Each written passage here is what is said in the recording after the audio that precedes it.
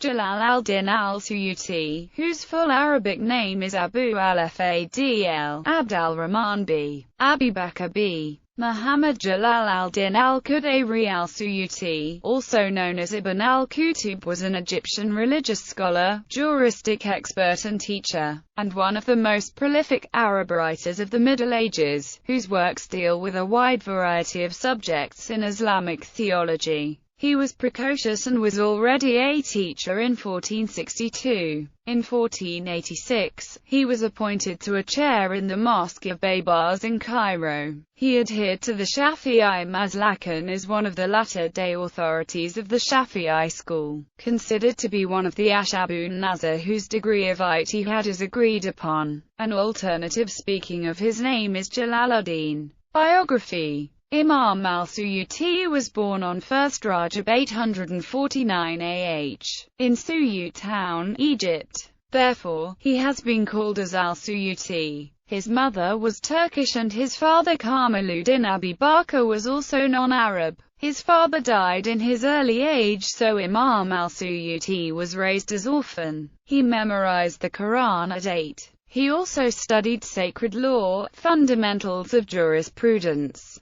and Arabic grammar, after which he devoted himself to studying the sacred sciences under about 150 sheikhs. That includes the famous Shafi'i scholar Siraj al-Din Balkani, Sharaf al-Din al-Munawi, etc. He traveled to various parts of the Islamic world to quench his thirst of knowledge. That includes Damascus, the Hijaz, Yemen, India, Morocco, the land south of Morocco, as well as to centers of learning in Egypt such as Mahella, Damayat, and Fame. He was also appointed as the head teacher of Hadith at the Shaykhaniya school in Cairo at the recommendation of Imam Kamal al-Din ibn al-Humam, then the Baybashia, out of which he was divested through the complaints of disgruntled sheikhs which he had replaced his teachers. At the end he retired into scholarly seclusion, never to go back to teaching. Career. Al-Suyuti held various positions in his lifetime, such as that of teacher of the Arabic language in 866 H. He was authorized to give fatwa in 876 H, and he taught and dictated hadith at the University of Ibn Tulun. He was a prolific writer, and a well-known author of the latter times. He has left behind at least a book in every branch of Islamic science, that include both short monographs of few pages and tomes spanning volumes.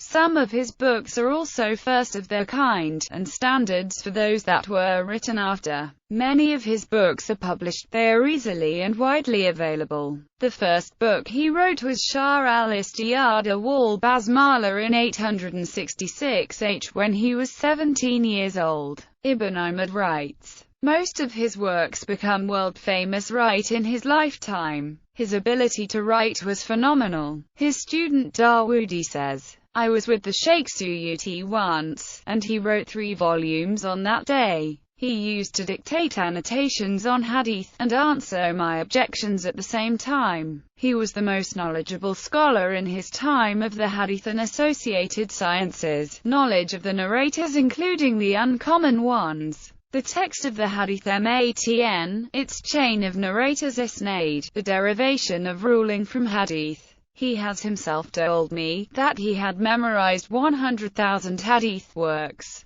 His books and treatises have been counted to number almost 700 works altogether. Suyuti listed 283 of his own works in Husn al-Muhadara. In addition to the topic of religion, al-Suyuti wrote about medicine as well, like the medicinal works of Abul Faraj ibn al-Jawzi. Al-Suyuti's book was almost exclusively based on prophetic medicine rather than a synthesis of both Islamic and Greek medicine like the works of al-Dahabi. Al-Suyuti's work focused primarily on diet and natural remedies for both serious ailments such as rabies and smallpox and simple conditions such as headaches and nosebleeds. He also touched on the TOIC of the cosmology behind the principles of medical ethics. Some of the more famous works he produced were Al-Itqan fi Ulum al-Quran, Tafsir al-Jalalain, Al-Tib al-Nabawi, or Prophetic Medicine, Al-Jami al-Kabir, Al-Jami al-Safir, Dur al-Mantha in Tafsir, Alfiya al-Hadith, Tadrib al-Rawi, both in Hadith terminology, History of the Caliphs, the Caliphs who took the right way, Tabakat al-Hufaz, an appendix to al-Dahabi's Tadkirat al-Hufaz, Nuzat al-Julasa fi Ashar al-Nisa, al-Qasais al-Kubra, which discusses the miracles of Islamic prophet Muhammad, al-Mujir, Shah al-Suda by Shah al-Murtawa al-Kubra,